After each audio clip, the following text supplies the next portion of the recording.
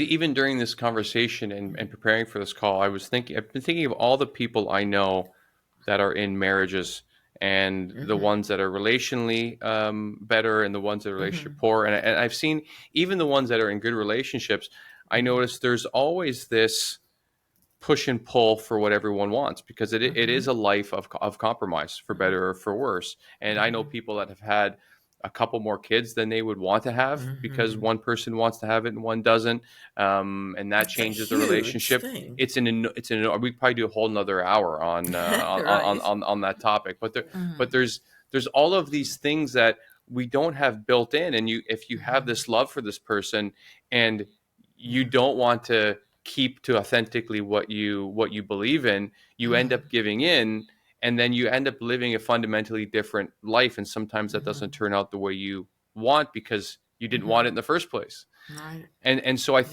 I think that's also part of the equation, that if there's a couple Yes. that already has a kid and Mm-hmm. one of them wants another one and the other one doesn't, that Mm-hmm.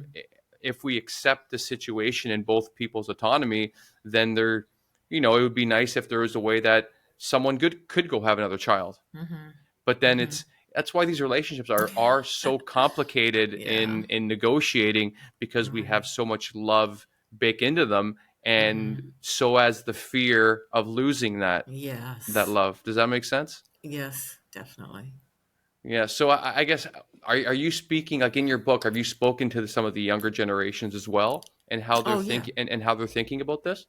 Yes. And I think that's important because what I hear from older people is so many of them got married because it was just what they were supposed to do, what they were expected to do, that they Totally. never seriously considered whether they wanted to be married. It was not something you thought about. So, what I'm hoping is that what I'm saying in Single at Heart and other writings is to make it more known that marriage, romantic relationships, it's a choice.